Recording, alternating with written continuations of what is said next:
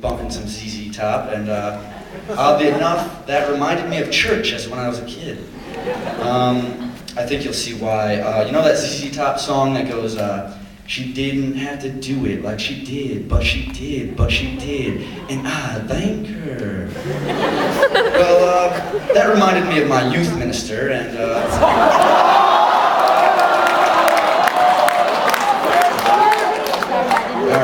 I call this the overzealous youth minister. Well, he didn't have to die up on that cross like he did, but he did, and I thank him. I said, he didn't have to die up on that cross like he did, but he did, and I, for one, thank him. Folks, the truth doesn't change, it changes things around it. Pray to God and good will follow. All the information you need for success is on the inside of you right now. But he didn't have to die on that cross like he did. But I, for one, thank him. All right. Thanks. That's not it, don't worry. Well, I've got all my invitations written on this small piece of paper, but there's only one, so I guess I'll jump in the story. You know when guys go to the mall for way too long, unwillingly, and they get a temper tantrum, they leave all mad, they stomp their feet, slam the door open and run to their car? Well, I had one of those experiences not too long ago. I was at the mall with this girl, and the only place I had to go to was the shoe store. And I'm not a metro or anything, so it's kind of hard for me to find a shoe that looks good. And I finally found the type that I wanted, and I asked one of the employees, they had it in a size 10. So he was like, all right, take a look in the back. And you know they never do, but he came out and he was like, well, sir, we don't have it in a size 10, but I did find it in a size 9. And I was like, great, because while you were in the back, my toes were actually severed off.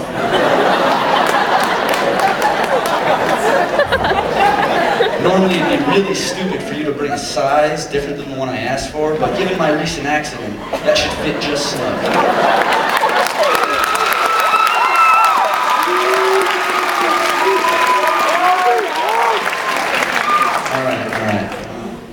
So we'd been at the mall for a brief 3 hours by now, and I was ready to leave 179 minutes ago. And for all you mathematicians out there trying to do the quick math, that's 2 hours and 59 minutes. And the girl I was with was like, oh, just one more store, I'll buy you a pretzel, everything will be all right. Fine, one more store, I want the pretzel up front, and I'm never coming back here. And by this time, nothing else matters, you know? We already have armfuls of bags. Just leave them, whatever, they don't matter. And we start walking really fast, you know, because nothing else matters. There's a little kid throwing a penny in the fountain. And then he drowns, oh well. Who cares? He's like 8 anyways. So, we're walking at a good pace, and we hit the next corner, and a nice watermelon mango scent jumps into my nostrils. And I'm like, oh, Bath and Body Works, that's nice. But then, unfortunately, I realized that we're headed for Victoria's Secret. And you know when you're walking by and there's that mile of mannequins that you can't help but look at? You're like, those are some scandalous mannequins. You even whisper to yourself, oh my God, I wish they were real, I would get me some. And then you turn around and there's an 87-year-old lady staring at you like you're a freak. But then again, what's an 87-year-old lady doing in Victoria's Secret? You should be the one being judged, not me.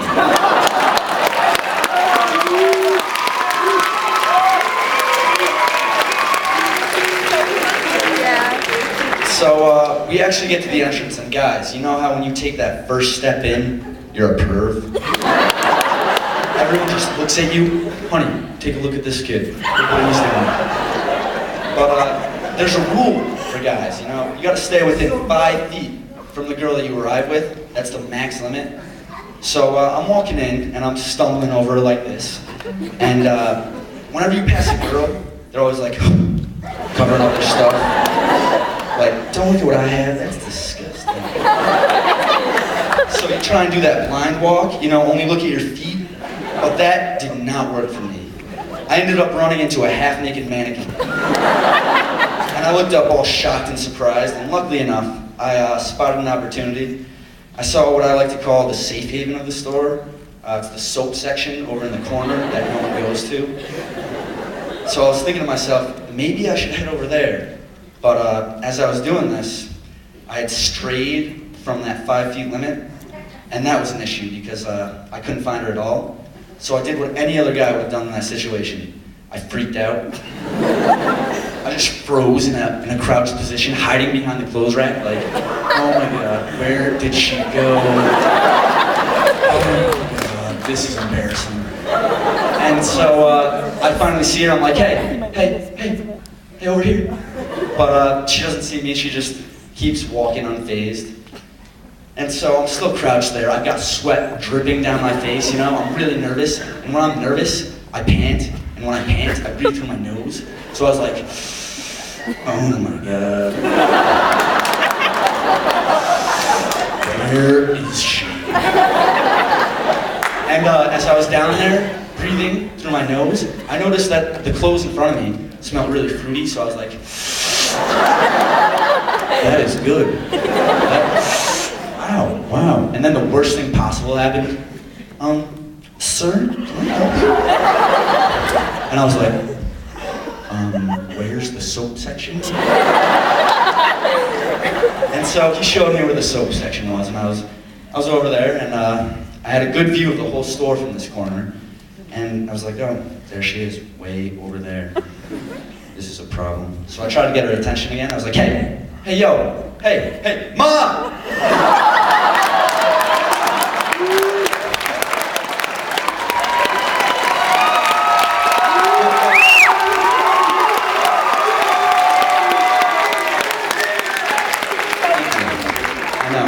Victoria's Secret with my mom. And so I was still there like this, really embarrassed. Everyone stopped what they were doing and just looked at me.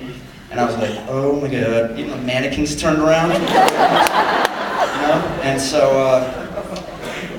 so she had my attention at this point, and because who didn't in the store? So she started to walk towards me, but it's never that straight walk, you know, it's always her meandering around like, I wonder if that'll look good on me. Maybe I should try this on.